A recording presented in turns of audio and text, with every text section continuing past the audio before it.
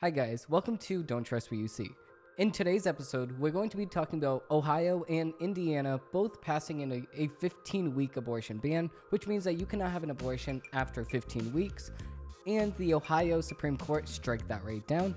Mike Lindell being investigated by the FBI. Joe Biden is trying to make Rick Scott the picture of all Republicans, according to CNN, and MSNBC says that if we ask people with long COVID, then they will say that this pandemic isn't over. And Ron DeSantis is now sending planes full of people to Martha's Vineyard. And I know this happened a couple months ago, but Joe Biden called Trump the great MAGA king, and that is now my pronouns. If you look on Instagram, it is. Now, this is very shocking, but we're going to be talking about it in this episode. But a Catholic Republican politician is liking muscular nude males on Twitter, which is quite disgusting for a Catholic. But we're going to be talking about all of that and more in this episode of Don't Trust What You See. Without further ado, let's begin. I got facts over tracks, this and that, spitting slow, spitting fast, I could roast, I could gas, think I'm okay at last, but I don't know if that can erase all the past. Okay, so digging right into the first segment, we're going to be talking about this week's biggest news story. So the biggest news story, like I said, is Ohio and Indiana. Now, without further ado, let's get right into it. So, the first abortion ban passed after Roe versus Wade takes effect Thursday in Indiana.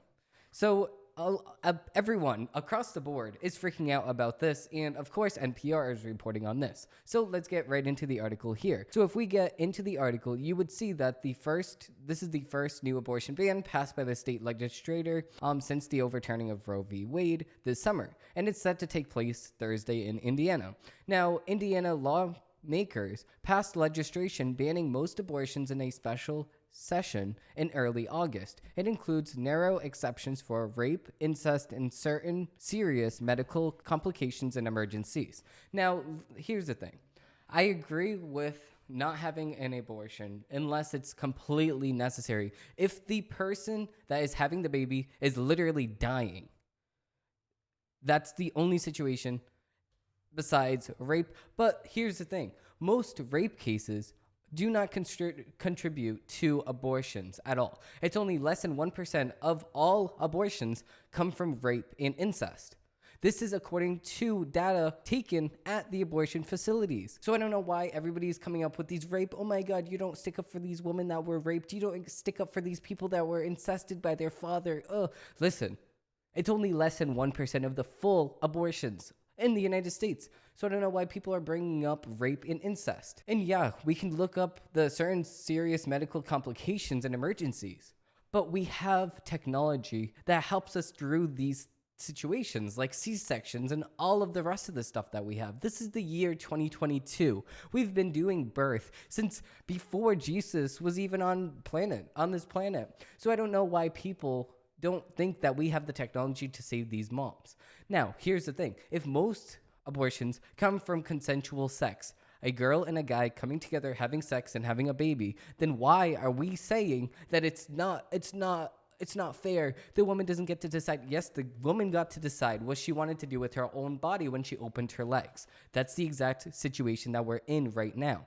If the woman did not want to have a baby, then she should have never had sex. Now, like I just talked about, only 1% of full abortions in the United States come from rape and incest. And this is according to people asked at abortion facilities. Now, everybody and their mom is mad about this Supreme Court ruling that happened a couple months ago because of the fact that the Supreme Court itself ruled that the states should be up to the states to decide if abortions can go or abortions should stay.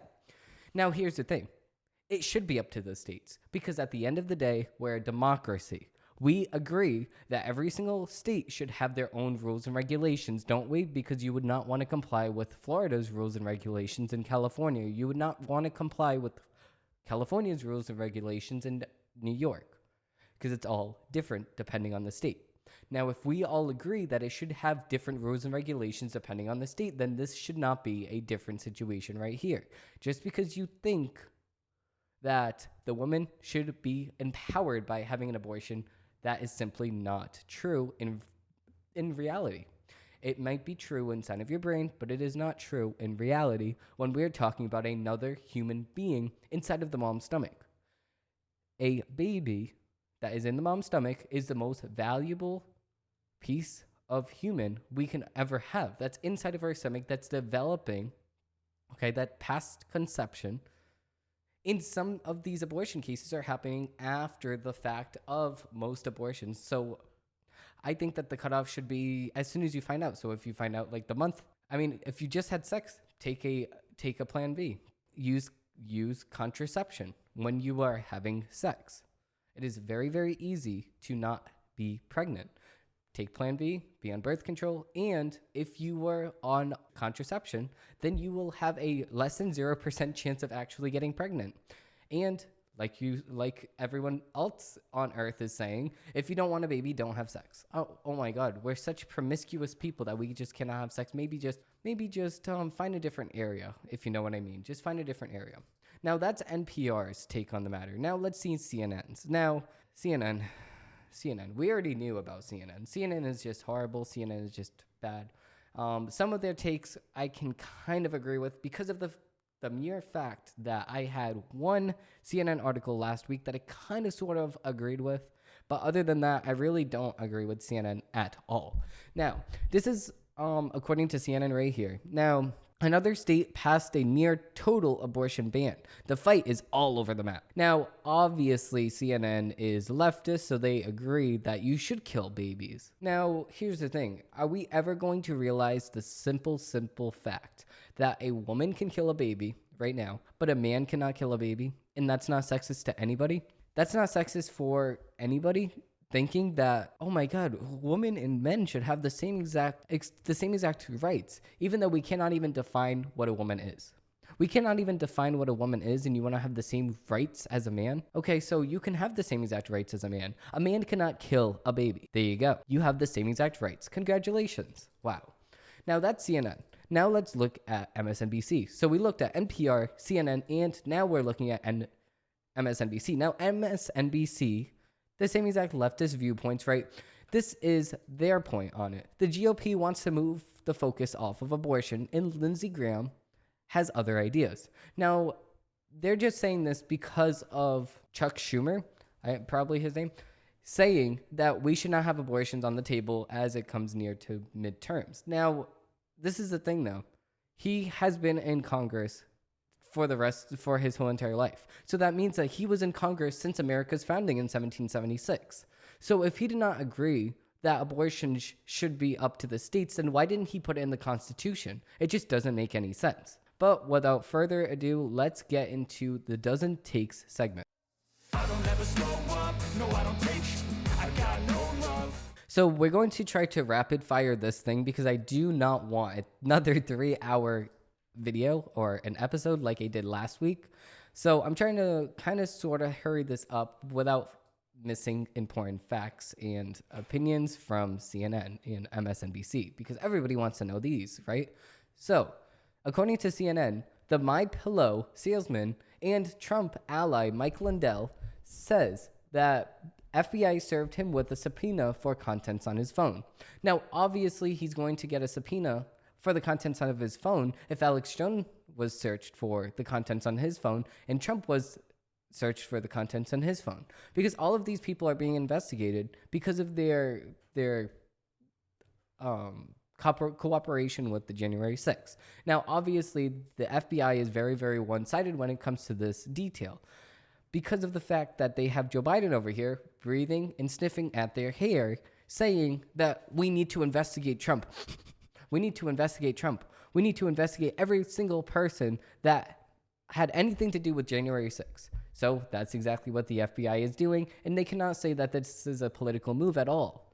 They cannot say that this is not a political move because they're going to go and investigate Mike Lindell, but they're not going to investigate Hunter Biden at all for the contents on his laptop still. It's been over a year since we found out. But we're still not going to pay any attention to Hunter Biden laptop? Nope, but we're going to pay attention to the pillow guy. Okay, totally. Because the pillow guy, Mike Lindell, is such a national security threat. Oh, yeah, totally. No, Hunter Biden's story and the journal, the diary that we found from Joe Biden is much bigger than Mike Lindell can ever be. And I'm sorry about that, but it is. It is a security breach to have security documents and dealings with another country while saying that dealings with another country, specifically that country, is bad. So it just doesn't really make any sense. And also, another thing that doesn't make any sense, this CNN article. So Joe Biden, according to CNN, is trying to make this Republican senator the face of the midterms. Now, whose face is he trying to make? Rick Scott. So just because Rick Scott tweeted a picture of himself on Tuesday standing outside of the White House with the caption, at Joe Biden, said, okay, yeah. So at Joe Biden, this is what Rick Scott said.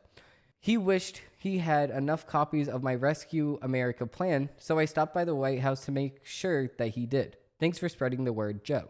So, according to CNN, Scott was holding a copy of his plan, a blueprint, he insists, of what Republicans will do if they retake the Senate majority in the midterm elections. So, Biden was clearly thrilled with Scott's post, and then Joe Biden over here responded and said, couldn't agree more, Rick. According to CNN, the president responded on Twitter, and if anybody else wants to go read the plan for yourself to put Social Security and Medicare on the chopping block, they can go to this, joebiden.com/Rick Scott plan. Now, the back and forth marked the latest effort by Biden and his team to elevate Scott and his Rescue America plan as the general election approaches. Now, obviously, right, I don't know why Rick Scott did this because of the fact that they're going to misconstrue exactly what he said. And if he did say this, I don't agree with it. Listen, we need Medicare. And okay, think about it, right? If we get rid of the amount that we're taxed throughout the years and we have an independent system in place, if you can invest your own money into ways that will make you more money over the long term, why do we need Medicare? If Medicare if we don't get taxed the same exact amount as what we are now, if we change the process completely and to make it independent, so you can go and instead of investing yourself into Medicare, forcibly investing into Medicare via taxes, then we get that right off the table and you can invest yourself.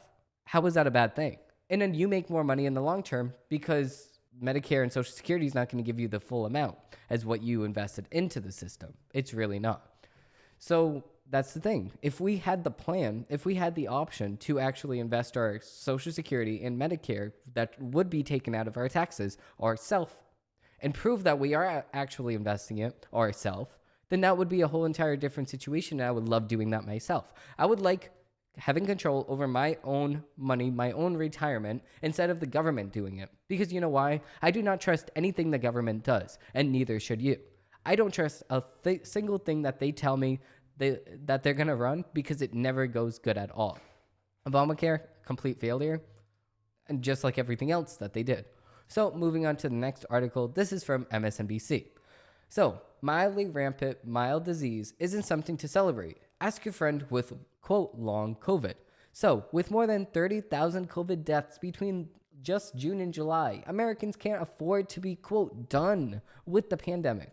According to MSNBC, last month the Food and Drug Administration approved an updated COVID-19 vaccine that specifically targets the dominant BA.5 subvariant.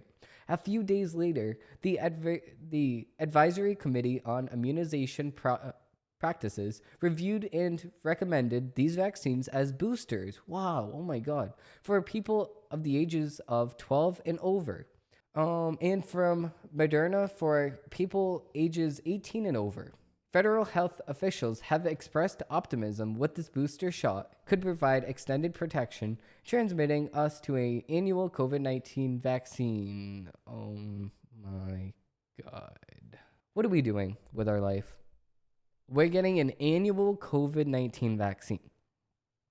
So what you're telling me is we're not taking the flu shot anymore? Are we taking the COVID vaccine instead? What does this tell you? Read between the lines. We are taking a COVID-19 vaccine every single year, and we are no longer taking the flu vaccine. Oh, actually, update. Alongside yearly flu shots. I don't know about this. Anyways, going on with the MSNBC talking points, right? Although the United States has 4.25% of the world's population, it has newborn approximately 16% of worldwide deaths from COVID-19. I don't know if I really trust that. Now, few schools will maintain mask mandates or surveillance testing this fall. Good thing I'm not in school. The Center for Disease Control and Prevention has shortened the isolation period for COVID illness to 5 days, even though many studies suggest high rates of infectiousness beyond this window. The United States vaccination rate currently sits below the average for high-income countries. Successful administration rates have declined, and each successive available booster, because less and less people are actually taking it. As school resumes, a minority of younger children have received COVID vaccines, and government sponsorship of COVID vaccines this fall will fall off this autumn. Oh my God, I can't talk today. And government sponsorship of COVID vaccines will fall off this autumn. A move that will decrease access, particularly among those without a regular source of care and without adequate insurance coverage. With the current high cost of over-the-counter tests, the uncertain status of future COVID testing supply, the absence of test-to-return policies, the widespread removal of masking and distancing guidelines, and high transmissibility and the immune escape of more recent strands, conditions are ripe for ongoing surges and transmission. Now, here's the exact thing. MSNBC, you are focusing on just paper. If you want to focus on the paper, how about we look at some numbers? Now, I found that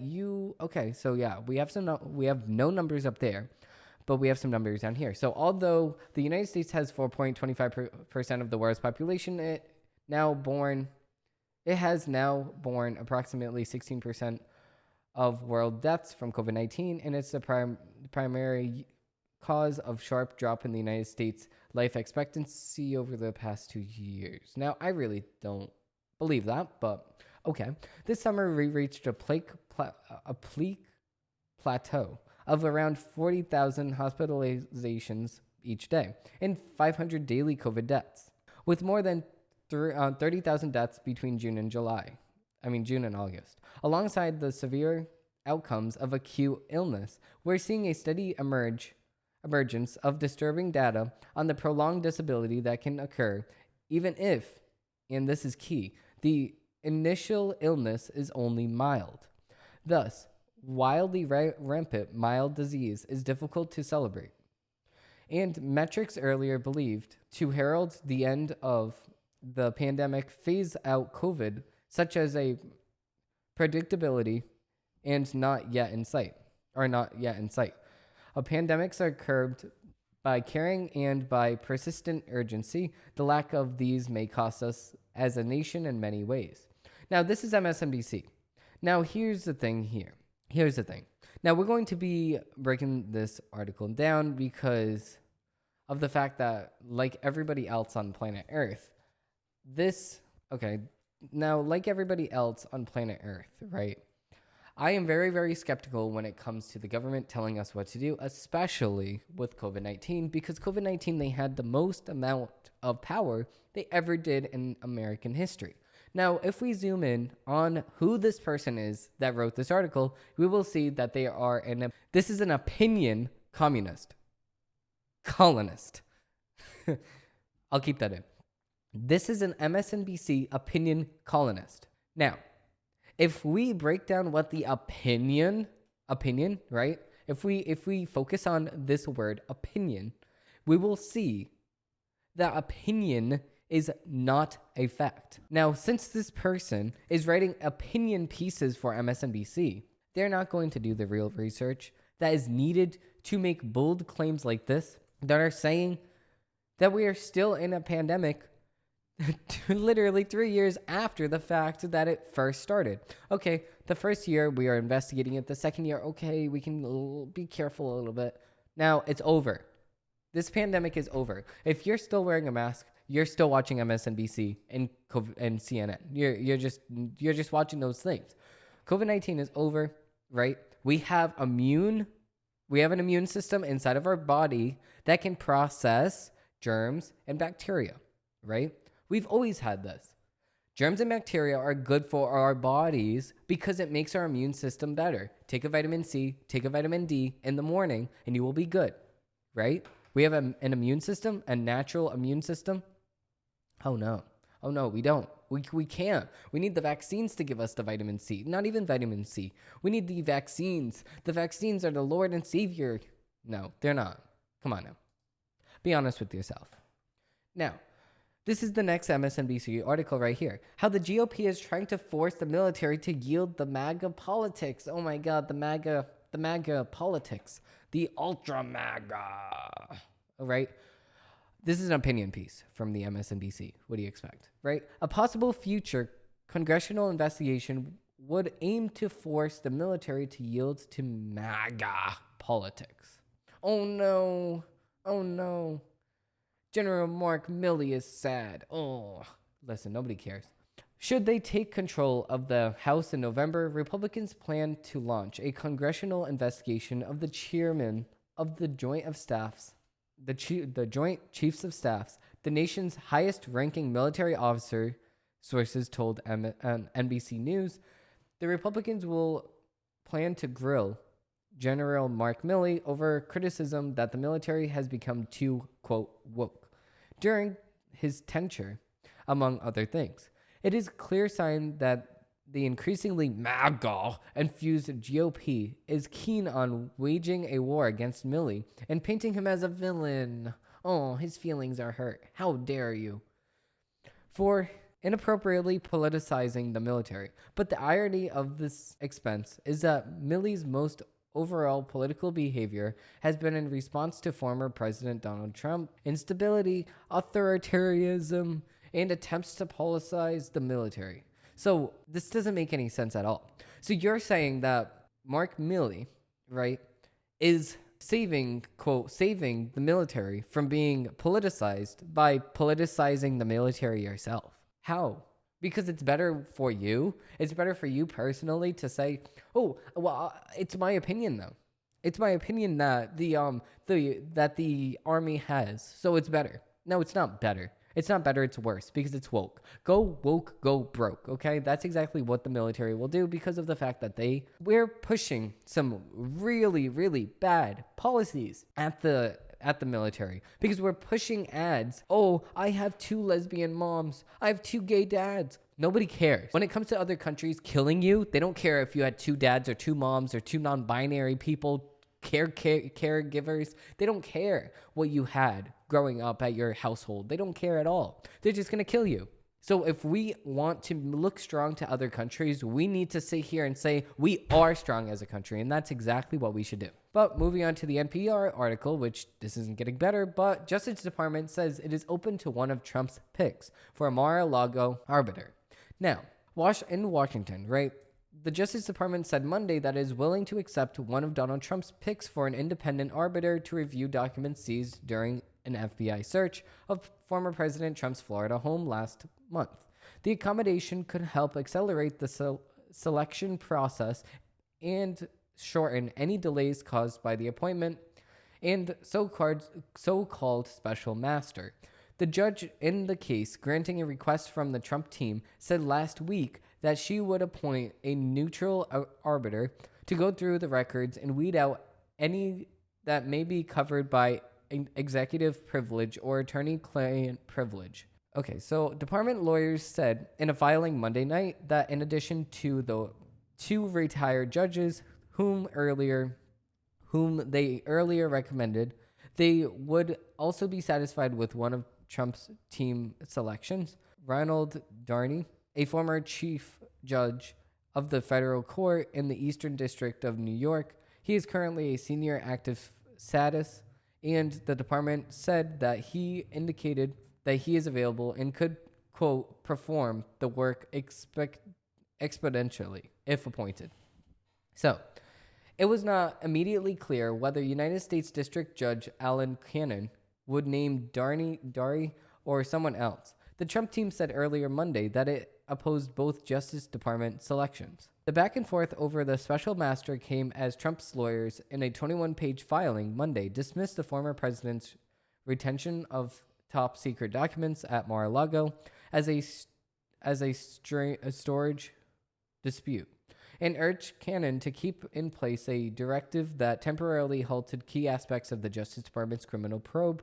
The Trump team referred to the documents that were seized as proprietary classified records, saying the Justice Department has not proven that the materials taken by the FBI during its August 8th search were classified or remained so now. The filings underscores the significant factual and legal disagreements between lawyers of Trump and the United States government, and as the Justice Department looks to move forward with its criminal investigation into the retention of national defense information at Mar-a-Lago. Department lawyers in their own filings have rejected the idea that the documents, many of them classified at top secret level, belong to Trump, or that Mar-a-Lago was a permissible place to store them. The investigation of the 45th President of the United States is both unprecedented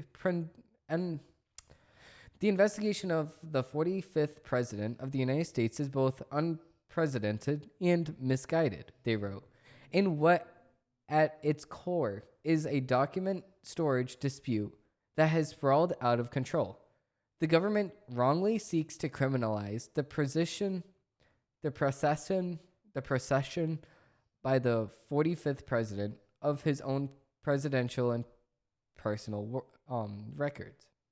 The investigation hit a roadblock last week when Cannon granted the Trump's team request for a special master and prohibited the department for now from examining the documents for investigative purposes. Now, here's the thing. Here's the thing with this. Why are they investigating Trump but not investigating Hillary Clinton for having classified emails in her public server? Wouldn't you think that a public server is way worse than having them actually in your closet? Oh no. The Justice Department and the FBI does not want to hear any of it because it says no. The thing with Hillary Clinton never happened. Even though we had a whole entire court case about it and it was public and everything, nope, that never happened at all. Hillary Clinton never had emails on her public server. No. And it definitely never got anyone killed. Oh no, that never happened either.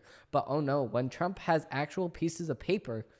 Okay, so moving on to the next story. An Iowa teenager who killed her accused rapist is sentenced in order to pay $150,000. Now, if this sounds as ridiculous as it actually is, probably because it is. But let's move on to the body of the article, because that's probably clickbait, right? I don't know. A teenage human trafficking victim who was initially charged with first-degree murder after she stabbed her accused rapist to death was sentenced Tuesday in an Iowa court to 5 years of closely supervised probation in order to pay $150,000 restitution to the man's family. Piper Lewis, 17, was sentenced Tuesday after she pleaded last year to involuntary manslaughter and willful injury in June 2020, killing of 37-year-old Zachary Brooks of Des Moines. Both charges were punishable up to 10 years in prison. Polk County District Judge David M. Porter on Tuesday deferred those prison sentences, meaning that if Lewis violates any portion of her probation, it could mean that she is sent to prison and serves a 20-year term. So as for being required to pay the estate of her rapist, this court is presented with no other option, the Porter said. Nothing, the restitution is mandatory under Iowa law that has been upheld by the Iowa Supreme Court. Lewis was 15 when she was stabbed by Brooks. When she stabbed Brooks more than 30 times in Des Moines' apartment. Officials have said Lewis was a runaway who was seeking escape from an abusive life with her adopted mother and was sleeping in the hallways of Des Moines' apartment building when a 28-year-old man took her in before forcibly trafficking her in. Lewis was 15 when she stabbed Brooks more than 30 times in a Des Moines apartment. Officials have said Lewis was a runaway who was seeking to escape an abusive life with her adopted mother and was sleeping in the hallways of a Des Moines apartment building when a 28-year-old man took her in before forcibly trafficking her to other men for sex. Lewis said one of those men was Brooks and that he had raped her multiple times in the weeks before his death. She recounted being forced at knife point by the 28-year-old man to go with Brooks to his apartment for sex. She told officials that after Brooks had raped her yet again, she grabbed a knife from a bedside table and stabbed Brooks in a fit of rage. Police and prosecutors have not disputed that Lewis was sexually and trafficked, but prosecutors have argued that Brooks was asleep at the time he was stabbed and not immediate danger to Lewis. So, I don't know. This is kind of disgusting, actually. See, if this is true, now we're saying a big, if what she is saying is true, this is utterly disgusting and disappointing at the court level. If this is true, if this is true. Now, this is the thing. I don't just believe anybody. You need to prove it. Now, if the court itself said that you were not being held hostage while you stabbed somebody else, then you can't say that you were using that as the excuse for killing somebody else. Now, if somebody did force you in the apartment, now, can we look at surveillance cameras? Can we see some evidence? I'm not going to make my final decision until I see some evidence from the other side, and I also want to see evidence from your side without you just saying it, because I can just claim whatever the heck I want. Doesn't mean it's true. Sorry. Next, R. Kelly is convicted of child porn. Oh, great. R. Kelly. So, a federal judge on Wednesday convicted R. Kelly of several child pornography and sex abuse charges in his hometown of Chicago, delivering another legal blow to a singer who used to be one of the biggest R&B stars in the world. Kelly, 55, was found guilty on 3 accounts of child porn and 3 accounts of child enticement, but the jury acquitted him on the 4th pornography count, as well as a conspiracy to obstruct justice charge, accusing him fixing his state child pornography trial in 2008. He was found not guilty on all three counts, conspiring to receive child pornography, and for 2 further enticement charges. Okay, I don't get what they're saying. So, convicted of child porn, and then you go over here, acquitted. He was acquitted. And then he was also acquitted on, as well as a conspiracy to obstruct justice charge, accusing him of fixing his state child pornography trial in 2008. He was also found not guilty on 3 counts of conspiring to receive child porn and for 2 further enticement charges. His co-defendants were found not guilty on all charges. Jurors wrote several questions to the judge Wednesday, at least one indicating that the panelists were grappling with some of the case's legal complexities. One asked if they had to find Kelly both incited and coerced by minors, or that he either enticed or coerced them. Over objections from Kelly's lawyer, the judge said they only needed to find one. At trial, prosecutors sought to paint a picture of R. Kelly as a master manipulator who used his fame and wealth to reel the star's stuck fans, some of them minors, to sexually abuse them and discard them, which this is disgusting. Kelly, born Robert Skyver Kelly, was desperate to recover child porn videos he made and lugged around in a gym bag, witness said. That's disgusting. They said he offered up to $1 million to recover missing videos before his 2008 trial, knowing they would land him in legal peril. The conspiracy to hide his abuse ran from 2000 to 2020. 2000 to 2020. You did this for 20 years? R. Kelly, you're disgusting. Kelly associates Daryl McDavid and Millen Brown were co-defendants at the Chicago trial. Jurors acquitted David McDavid, a longtime Kelly business manager who was accused of conspiring with Kelly to rig the 2008 trial. Brown, a R. Kelly associate for years, was acquitted of receiving child porn. Kelly faced 13 counts. A conviction of just one count of child porn carries a mandatory minimum sentence of 10 years. Ugh. While receipt of child porn carries a mandatory minimum of 5 years. Judges can either order that defendants sentence earlier in separate cases, serve their new sentence simultaneously with or only after the first term is fully served. Federal inmates must serve at least 85% of their sentences. Now, he should. This is disgusting. No, this is true because he was convicted. He deserves to spend the rest of his life in prison. He's 55, 10 years from now, okay? And add another 5 years. That's 15 years. You're going to be 70. Just have the rest of your life in prison. Do not move at all. That's disgusting. If you did this, and what you did because you were convicted, you're disgusting. You do not deserve to have a life after this point. No, you're disgusting. Bye. Next, we're moving on to Fox News. A little bit better source. Ron DeSantis sends 2 planes of illegal immigrants to Martha's Vineyard. So, Florida governor sends migrants to Martha's Vineyard as part of a program to transport illegal immigrants to sanctuary destinations. So, Florida, I just read this. A video provided to Fox News Digital shows the migrants deboarding the planes at Martha's Vineyard Airport in Massachusetts. Yes, Florida can confirm the 2 planes with illegal immigrants that served. Yes, Florida can confirm that the 2 planes with illegal immigrants that arrived in Martha's Vineyard today were part of the state's relocation program to transport illegal immigrants to sanctuary destinations. The governor's communications director told Fox News Digital.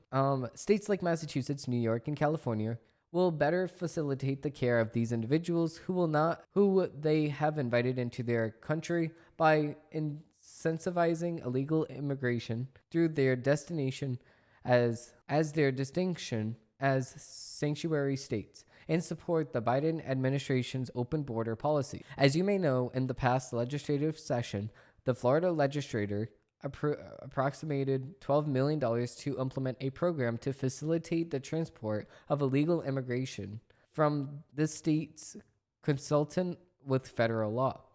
She said, later adding the state's immigration relocation program targets both human smugglers found in the state, but also preempts others from coming to Florida.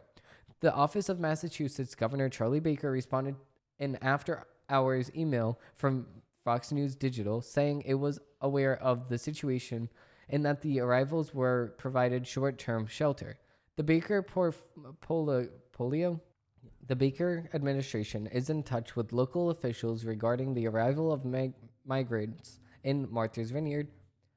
Baker's press secretary wrote, at this time, short shelter services are being provided by local officials, and the administration will continue to support those efforts. Oh, okay, so you will continue to support those efforts by supporting migrants, illegal migrants. So if you support these illegal migrants, how about we fly all of them over to you? We fly all of them over to Martha's Vineyard. You're not going to be able to handle it. How about we fly them right to Obama's house? Oh, wait, that's going to be a problem, right? Moving on to the next story, we have hey, Winston, Lily. So, according to Fox News, Prince Harry, Meghan Markle's striking hand-holding questioned. Did they break the rules? I don't know. Let's find out. A royal expert tells Fox News Digital that Meghan Markle holding Prince Harry's hand was a loving show of support. Prince Harry and Meghan Markle's public display of affection following a short service honoring Queen Elizabeth II Wednesday drew mixed reactions. I don't know why. They're just holding hands. This is the picture of them holding hands. It's not even a big deal. Everyone's making a big deal out of this. How's this a big deal? Let's find out. Prince Harry and his wife held hands as they left the Westminster Hall. The other royal couples involved in this procession walked with their arms at their sides. Royal expert Shannon Felton Spence told Fox News Digital the action was most likely a loving show of support for Prince Harry, but emphasized that the royal family was on the job. While there are no formal rules against the PDA, we do not often see it from royals because usually when we see them, they are on the job, Spence explained. They are presenting their most professional appearance. When we see William and Catherine out, they are a husband and wife colleagues. It does not happen, but usually always setting approximate or less formal event, like if they are playing a sport, she added. That's why it is so shocking that Harry and Meghan have always been so overly affectionate with each other. It's not that it's unusual for a husband and wife, but it's just not something that we're used to seeing from the royals while they are on the job. I mean, this isn't really the worst. This isn't even something bad. They're just holding hands. So, I don't know. I don't know why everyone's making a big deal out of this. It's really, they're shocked because they really don't see it that often. That's the only reason why they're really shocked. Other than that, there's really no reason to be shocked. Moving on to the next section, Joe Biden. Now, this happened a couple months ago, but it's okay. I want to talk about it. Joe Biden starts yelling about food lines and calls Donald Trump the great MAGA king during Union Convention speech. So, this is the point right here. Remember those long lines you'd see in a television? People lining up in all kinds of vehicles just to get a box of food in their trunk. How quickly we forget. People were hurting. And what did the MAGA crowd want to do? Forget it. Forget it. Okay. The MAGA crowd. Okay. So, the president frequently recalls seeing footage of food lines in America during the COVID pandemic, as schools were distributing free food to people in the community. He blamed former President Trump for increasing the budget deficit. Under my predecessor, the great MAGA king, the deficit increased every year as president, Biden said. But he's the one adding so much debt himself. You can't, it's like the pot kettle calling the kettle black. It's the same exact thing. You just added a massive amount of debt, and so did Trump. And so did Obama with Obamacare. Everybody's adding debt to the national debt. It's not anything different. The great MAGA king isn't adding anything more than what you added, Joe Biden, and you need to realize that. Moving on. So, an exclusive from Breitbart. New York Republican politician likes muscular nude male Twitter posts while professing Catholicism. Transparency. So, New York Republican politician Rodney Strange has liked multiple pornographic Twitter posts of muscular males while professing to be a good Catholic, husband, and transparent community leader. Breitbart News exclusively reveals.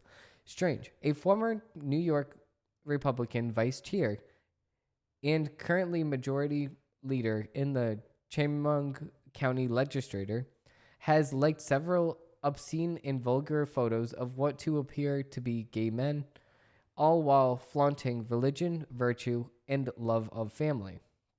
This is a little disgusting here. So, the photos liked by Strange unmask what appears to be a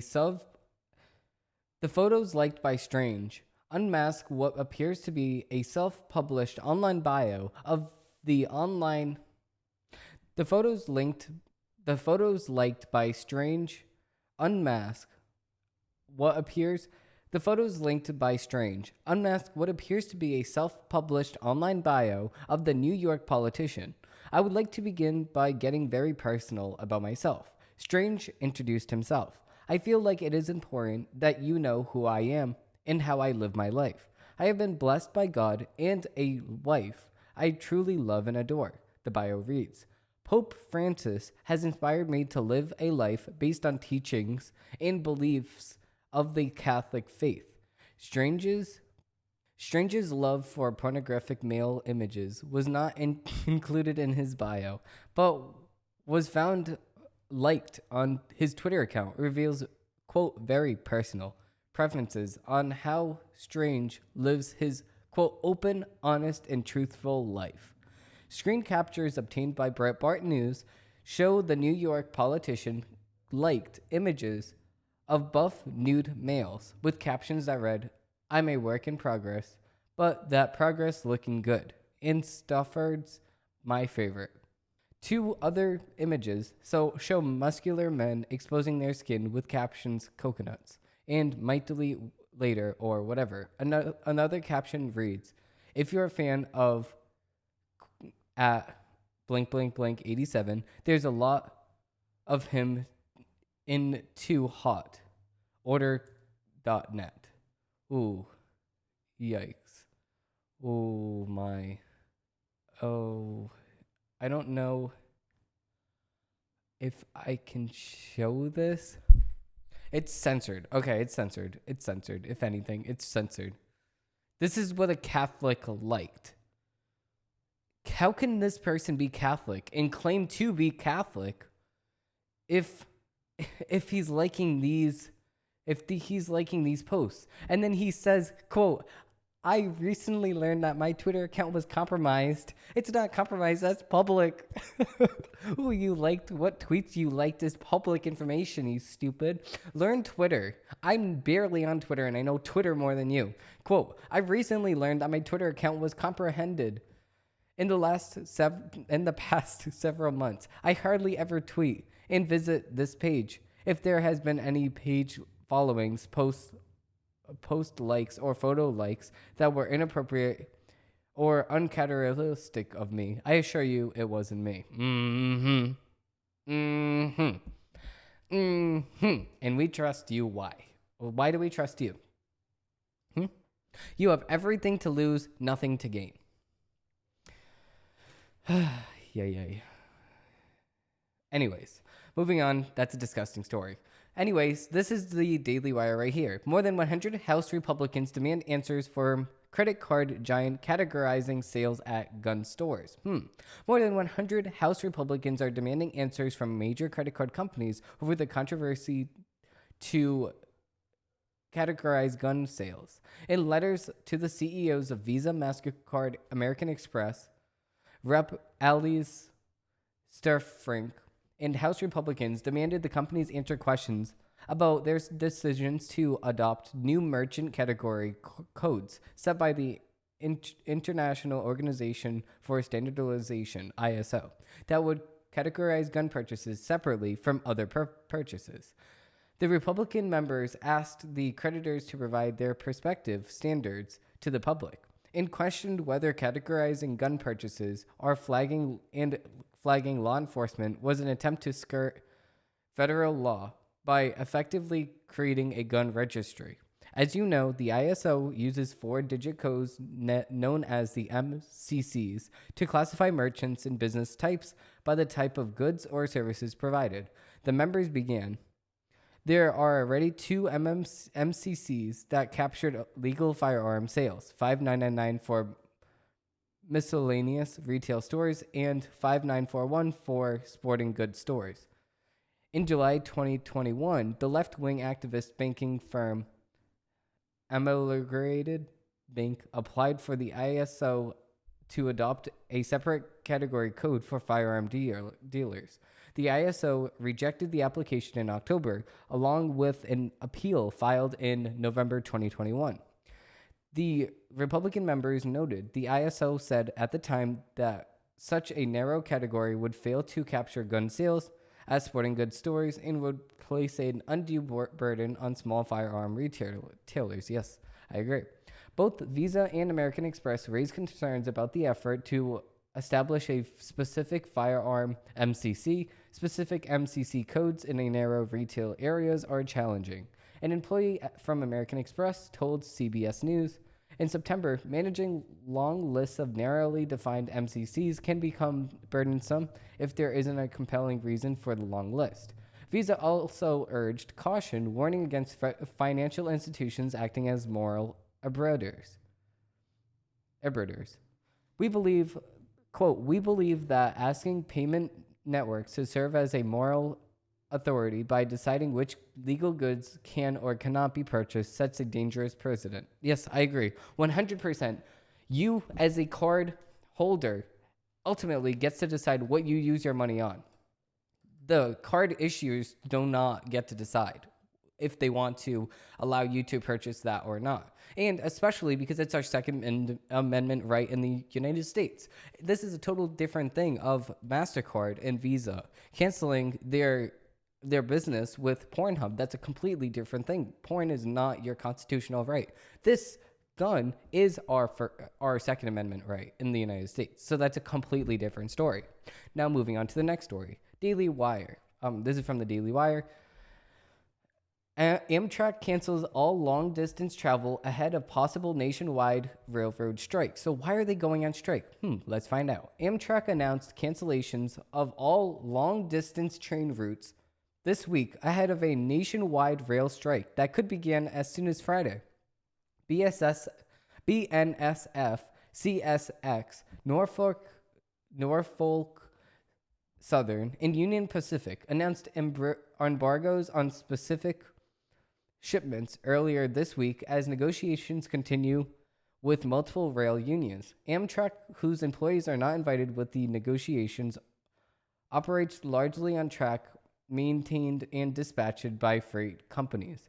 Amtrak is, quote, hopeful that parties will reach a resolution, end of quote. Although the company, quote, has now began phased adjustments to our service in preparation for a possible freight rail service interruption later this week, according to a statement provided to Reuters. Train servicing Seattle, Los Angeles, Chicago, Miami, San Antonio, New Orleans, San Francisco, and other major cities are subject to cancellation. Amtrak will only operate trains this week if they will, quote, have enough time to reach their final destinations before Friday. However, travel in the Northeast Corridor, which includes Boston, New York City, Washington, D.C., and related branch lines in Pennsylvania and New York, will largely be unaffected since Amtrak operates most of the routes. So, I don't know. These people, see, the thing is, if these people are not getting enough time off, right, then give them more time off. Like, what's the big deal? If you need to hire more people, hire more people. See, most of the time, I do agree with the company side on some of these strikes, but also you're holding thousands of people's lives. If I was on the track, if I was on this railroad right now, if I was on this train going, I would want the railroad conductor to have the most amount of sleep possible, just like a plane. I don't care if you just had 5 months off, 8 months off, 10 months off. You need to be rejuvenated when you fly my plane. I do not care if you just went on a 5-year hiatus. As long as you know what you're doing and you're fully awake during the whole entire point of it, I don't want you falling asleep while I'm on the plane with you. I'm very good. Stay home if you want to do that. Stay home. If you're tired and you're flying a plane, if you're driving at all, stay home. So, this is from the AP. Moving on. Defense suddenly rests case in Florida's school shooter trial. So, this is from Fort Lauderdale, Florida. Attorneys for Florida's school shooter, Nicholas Cruz, suddenly and surprisingly rested their case Wednesday after calling only a fraction of the expected witnesses, leading to a shouting match after the judge accused them of lack of professionalism. Oh yeah, I actually saw this on my friend's TikTok the other day. This is hilarious actually. I never saw this in my whole entire life. The judge actually yelled. Like this judge, I saw this. Oh my god, I can't believe I'm covering this. This judge actually yelled at the lawyer. I wish I saw the video. Oh my god, I wish that I got together the video before this. Oh my god, let me see. Is there a video? Is there a video with this? Because I would love to. No, there's actually no video. But okay, so let me explain to you the situation the best I can, because I already know it because I watched the video. I didn't know it was actually this that I was covering. Anyway, basically, the school shooting happened in Florida, right? And there's a jury, obviously, and the jury is not doing anything right. The lawyer said, "This is the most unprofessional jury I ever dealt with. It's very, very bad. You guys had all day to provide your opinion on this, and you still didn't." And then even the lawyer was like, "Well, actually, I need to do this." And then the judge was like, "You're unprofessional." And then the lawyer came back at the judge and said, "You're making me embarrassed in front of my client." And the judge said, "I don't care." Basically what she said, she's like, "You embarrassed me this whole entire court, this whole entire trial, and now I'm going to embarrass you this time." That's basically what happened. I mean, if you do want to look up the court case, it's actually a really funny one. I mean, not really funny because of obviously what they're going through, but it's actually funny in the judge's case side. I'm like, what the heck? Like, I did not even expect her to say that. So, moving on to the next piece by the AP. Judge says Delaware vote by mail law is unconstitutional. I agree. You should vote in person. That is the most reliable thing that you can possibly do to make sure that your vote is actually counted for. Didn't we learn in 2020? Didn't we learn when USPS first started collecting mail not to send money in the mail? Why is that? Oh my God, that's because of the fact that it could get lost in the mail. Wait a second, so money can get lost in the mail? Wait, doesn't that mean your ballot can get lost in the mail too? Oh my God, what? Oh my God, a ballot can get lost in the mail? Oh my God, no, we need to shut down the whole entire city. We need to shut down the whole entire nationwide. No, okay, we're moving on. I'm like an addict, do I gotta have it. I ain't even playing, got a really bad habit. If it moves, gotta grab it. Fuse like a magnet, lose, won't have it till I'm doomed in a casket. Okay, so moving on to the drama section, we have Anderson Cooper. Now, I don't like Anderson Cooper, but here's the thing. He recently lost someone. He loves. So now he made a podcast about it. So this podcast is called Facing What's Left Behind. Now, hopefully we can leave you behind by skipping this story entirely. Tom Brady hints at retirement as Gustille Butzchen says she has concerns about him playing. Now, I am assuming that this is Tom Brady's wife or girlfriend.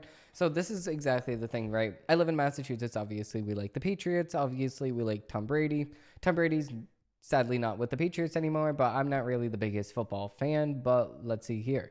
So according to CNN, Tom Brady remarked on his latest podcast experience that he is close to the end of his NFL career as he continued to hint at his retirement. Brady, now 45 years old, has had a tremendous offseason, retiring in February only to later reverse that decision in midst of August training camp.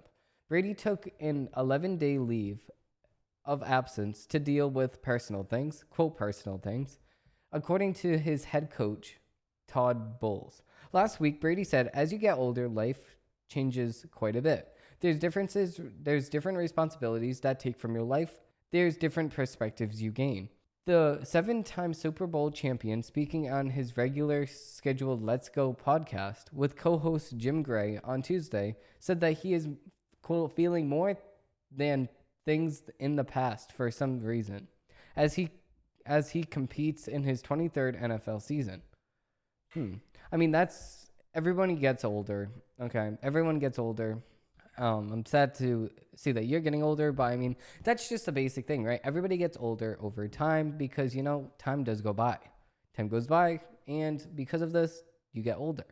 Dimitri for President 2022. Anyway, this is a quote from Biden, and we're going to be talking about this from Trending Politics. So, this is the official quote from Biden. And let me just get this on full screen. Okay, so we are all set. So let me just go over this. I'm going to show you this, and then we're going to break it down.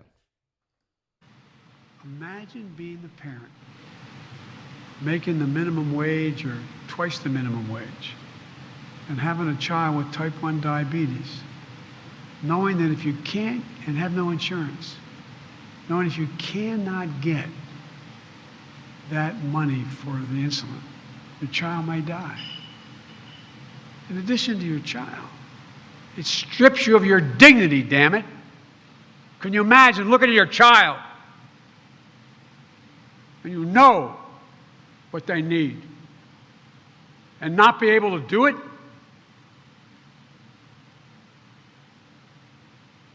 Many of you have lost children. Many of you have seen. Imagine. It's outrageous. And we have an answer. At the same time, same is true for home and community-based services for seniors and people with disabilities. Okay. I got scared a couple times. No, Joe Biden, are you trying to jump scare us? Because all of a sudden you're in the middle of talking and you just scream. Why? Why are you screaming? Take it down a notch, okay? Everybody can hear you. You're on a microphone. You don't need to scream. I mean, this is the fun fact about these microphones here, right? The microphone that I have here, right?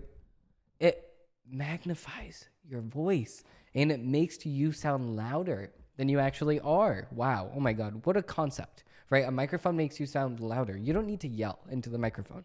We can hear you just fine. Now, these are the couple of Joe Bidens that we have going on here. We have the mumbling Joe, right?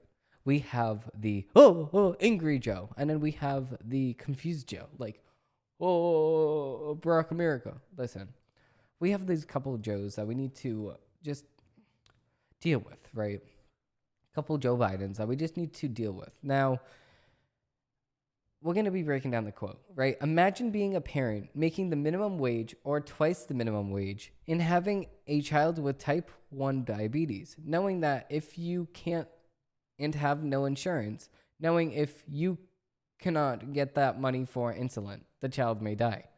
In addition to your child, it strips you of your dignity, damn it. Can you imagine looking at your child and you know that they need something and you're not able to do it? Many of you have lost children. Many of you have seen. Imagine. It's outrageous. So there's a lot going on here. For one, Joe Biden, and this is according to trendingpolitics.com, right?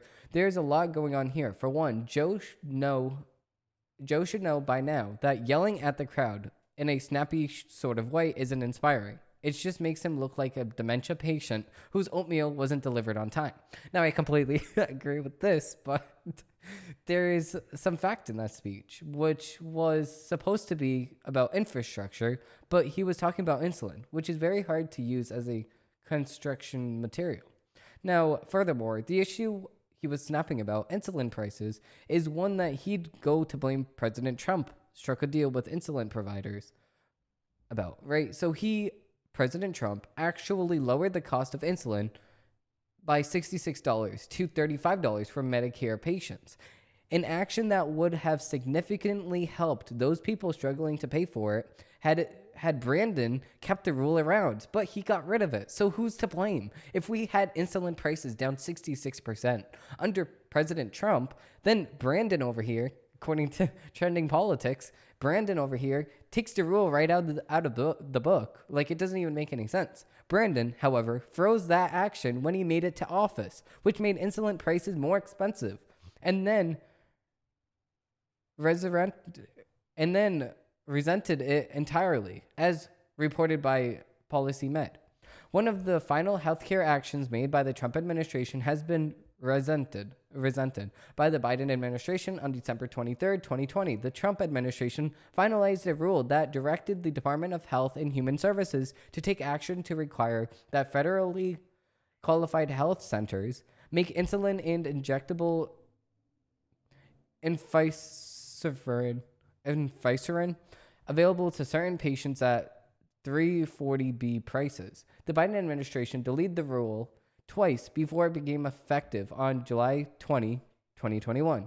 And first opportunity for HHS to impose the requirements of the rule would have been through the grants awarded in fiscal year 2022. So while the rule has been in effect since July, it has not been since implemented. Wow. Had Brandon just kept the cost-cutting measure around, he wouldn't have had to make a fool out of himself, yelling about the issue during an infrastructure speech. But as often as it is, with the case of President Brandon, he decided to go with the rule that made him more of a fool himself. Now, I completely agree with this whole entire thing. I completely agree. If former President Trump had this rule around, why did you get rid of it? Now, why are you complaining about it furthermore? We're going to get into the next one here. So, if you did not already know, Joe Biden does not believe in Second Amendment rights at all. He does not believe in the Second Amendment. He does not believe that you have the right to protest the government whatsoever. That's because of the fact that he demonized all the January 6th protesters indefinitely, right? So now you can actually see a video, and this is so this was last month's, right? Video of Joe Biden saying F-15 is viewed over 2 million times as president is mocked. Now, he says that you need an F-15 fighter jet to fight off the military of the United States. Why would the president of a free world say to the American people that have the right to defend themselves that you need an F-15 fighter jet to defend yourself against that very government? It just looks like you're being a dictator, kind of, sort of. Yes, it does. Getting right into it now. Guy from guns, then active duty. Okay. Right now you can't go out and buy an automatic weapon. You can't go out and buy a cannon. And for those brave right-wing Americans who say it's all about keeping America's independent and safe, if you want to fight against the country, you need an F-15. You need something a little more than a gun. No, I'm not joking. And everything. Oh my God, you're not joking, Joe. Listen, everybody's just laughing in the background. Oh, you need an F-15 to fight off a country. Okay, but that's our Second Amendment right of the United States. In our Constitution, it shows that the people have the right. It's for the people, by the people, not for the people for Joe Biden, for the people for Nancy Pelosi, for the people for Chuck Schumer, for the people by anybody else that's a Democrat or a Republican. It's for the people, by the people. The people get to vote what the government does. Now, if the people think that the government is being unfair, we will have a civil war. That's exactly what happens. Now, he doesn't want a civil war, obviously, but he says that if we do have a civil war, you need an F-15 fighter jet. Now, this is just stupid. Entirely, obviously. This is stupid entirely. Now, this is him commenting on the January 6th riots. Now, he commented millions and millions of times before, but this is the thing. He's going to talk about the January 6th riots because he does not believe that you have the constitutional right to fight against the government, like I was just talking about. We're going to get into the summer of 2020 riots. Just wait till we do. No, I mean it. I'm not being facetious. Democrats and Republicans. I don't care if you think I'm Satan reincarnated. The fact is, in which you are, you can't look at that television and say nothing happened on the 6th. Who is he staring at? Who is he staring at? That's creepy. Imagine he comes up to you and he's staring at you like that. That's what nightmares are made of. I'm sorry. Can't listen. Oh my God. This is scary. This is very scary. To people who say this was a peaceful march. No, I'm serious. Think about it. Think of the things being said. I've been through the other end of this when the Democrats 35 years ago were way off to the other side. Many times Republicans in the right place. I don't mean that it's only the Democratic point of view, but some of the stuff, I mean, QAnon, the idea that the Democrats or the Biden is hiding people and sucking the blood of children no, I'm serious. Now, you may not like me, and that's your right. Look, it's a simple thing. You can walk out and say, I just don't like the way that guy wears his tie. I'm voting against him. You have a right. Okay, I don't think anybody's just voting against you because you're wearing a tie. I don't think that's what we're doing. That's not. We're voting against you because you look like this. That's scary.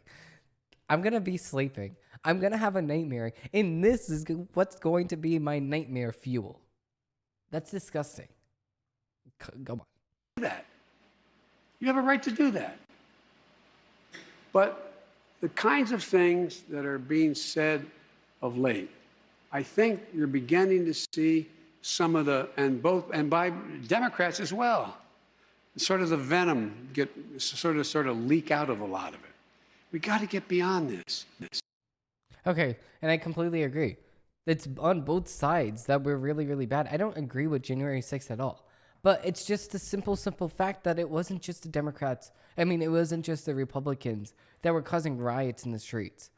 Wait a second. It wasn't Republicans at all causing riots in the streets. We had a problem with something, okay? We had a problem, and we went straight to the Capitol. We went straight to the Capitol because we had a problem with the government. What did the Democrats do? Exactly this. They went in the streets, and they started rioting to the point that businesses had to start putting all of this up to protect their businesses from being raided and rammed into by cars and looted because they thought that they had the right to all of these things. But they don't. They do not have the right to any of these businesses, things that they're selling. But they had to board them out anyway because they don't trust these people. These people are going to raid their stores that they spent their hard-earned money to make a living on, and they're just going to loot them. Just like this at this Target. They're just going to help themselves to anything in this Target. They're going to break all the doors. They're going to break all the sensors. They're going to steal all of this stuff. They're going to just help themselves to whatever the hell they want inside of the Target. They're just looting it.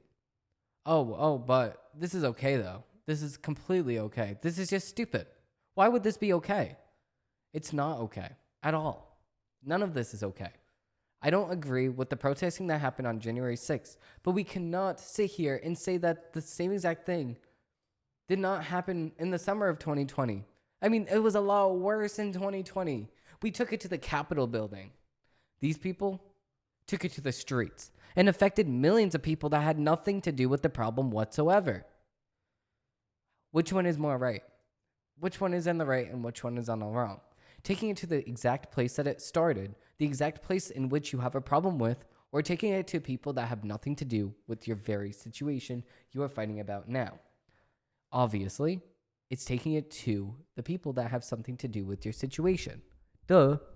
Let's move on to the next segment. I'm like an addict, do I gotta have it. I ain't even playing, got a really bad habit. If it moves, gotta grab it. Fuse like a magnet, lose, won't have it till I'm doomed in a casket.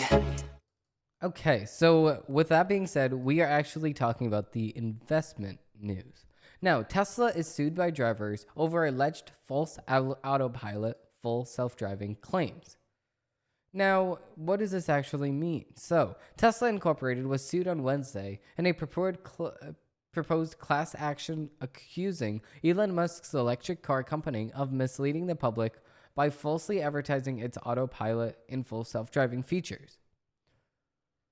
So, the complaint accused Tesla and Musk of having since 2016 despectively advertised the technology as full functioning or just around the corner, despite knowing that the technology did not work or was non-existent and made vehicles unsafe. Briggs Metro, the named plaintiff, said Tesla did this to generate excitement about its vehicles, attract investments, boost sales, avoid bankruptcy, drive up stock price, and become a dominant player in electric vehicles. Tesla has yet to produce anything even remotely approaching a full self-driving car. That's exactly what they're saying. The lawsuit filed in federal court in San Francisco seeks unspecific damages for people who since 2016 bought or leased Tesla vehicles with autopilot, enhanced autopilot, or full self-driving features. Now, I saw videos of Tesla's self-driving, so I don't know what these people are really talking about when they say autopilot, stuff like that. Maybe they're talking about like fully from the moment you get into the moment that you get out, it's full self-driving. That's not the case. So yeah, I can see how you're saying that it's a little bit misleading, but they say that it's not remotely close. I think it is pretty close, but I'm not going to say that it is 100% there. Now, I do have investment in Tesla, but I'm not going to sit here and say that Tesla is the best company at all. But this is the thing. I was actually anticipating them release a cheaper alternative to the car that they have now. The cheapest car that they have is $40,000. I was anticipating them do a lower cost EV because this was rumored for a little while now, because this would make the market a lot more acceptable and accepted when it comes to Teslas. Now, apparently, according to the street, Tesla closes the door on a low-cost EV. Now, if Tesla closes and really did close the door on this low-cost EV, they can kiss the majority of people goodbye, because nobody's going to buy a $40,000 car. You have to sit there and charge an hour to drive 100 miles or so. It's not going to work at all. But moving on to Market Watch, this is how retail investors responded to this week's dramatic stock market sell-off. Clue, they can be a very concentrated bunch. So, when others were looking for the exits during the week's sell-off, many retail investors saw an entrance to more future gains. But what were they stepping into? Everyday investors bought up to $2 billion in equities and ETFs on Tuesday as stock markets slipped badly on hotter than hoped August inflation numbers. According to Vanda Research, stocks were also down again on Wednesday. It was 2022's second largest day of retail purchases in stocks. Researchers said in a Wednesday note, a lot of the dip buying occurred in the afternoon and closing 10 minutes. They added, when the dust settled Tuesday, the Dow Jones Industrial Average was 0.56% down and has dropped nearly 1,300 points, or 3.9%. Meanwhile, the S&P 500 is down 1.13% and shed 4.3% in value, and the Nasdaq Composite is 1.43% down by 5.2% as investors muled the possibility of stubborn high inflation and aggressive interest rates hikes to counter the rising price problem. It amounted to the worst daily loss since June 2020. Oh, wait, but we're not going to talk about this. No major news site is going to talk about Joe Biden was the president during this. Joe Biden was the president during this time. And we had the worst since 2020. But everybody's going to talk about how the stock market was bad under Trump. Oh, yeah, it was bad under Trump because of certain situations. Now, I'm not going to say that the way that he handled those situations was completely exactly how I would handle those situations. But you know what? It is the past. I can say that we worked past this, and I think Trump was a really good president overall, but we're getting it besides the point. The interest rate needs to rise higher for us to actually combat inflation. Inflation is a problem, and it is in need of fixing. We need to fix this inflation problem, or we will not have any more $1 bills available. It's not going to be $5, $10 soon. If this inflation rate keeps rising and rising and rising, we're going to pay $10 for a gallon of gas. We're going to pay $10 for a carton of eggs, $5 and $6 for a carton of milk. It's not right. We need to combat inflation, and we need to do it now. It's like you're going towards a brick wall at full speed ahead, 80 miles per hour, and the wall's right in front of you, and you're just slightly tapping the brakes. No, we need to go full send on the brakes. We need to stop the car completely, and that's exactly what we need to do with the interest rate and the inflation. If we higher the inflation rate a little bit more, we're going to have a little bit of bad weeks, maybe a couple months, very, very bad, but in the long run, it's going to be much, much better because of the fact that the interest rate is going to combat the amount of money that people are actually spending, and then it's going to equate in lesser inflation rates. Now, this is very, very easy to understand. It's basic economics. If it's more money to actually borrow money, more people are not going to borrow money, and this means that less people are going to spend. Wow, oh my God, look at that. I didn't even graduate any law degree or economics program to know that. It's just basic common sense. I got facts over tracks, this and that, spitting slow, spitting fast. I could roast, I could gas, think I'm okay at last, but I don't know if that can erase all the past. Okay, so in this last segment, I actually pieced together. Okay, so I actually pieced together this. Okay, so for this last segment, we're going to be talking about Joe Biden's press conference, in which he was talking about. So Joe Biden said that we need to think about the Inflation Reduction Act. Now, the Inflation Reduction Act he wants to pass, but it's not an Inflation Reduction Act. It's an actual climate change act. Now, it is just stupid because he had a major gaffe in this. I mean, so-called gaffe. I think this is just his brain at this point. I mean, mashed potatoes just come flying out of his mouth every single time he comes and says another sentence, but this is exactly his sentence here. Let me see. Times more than that for every vial of insulin.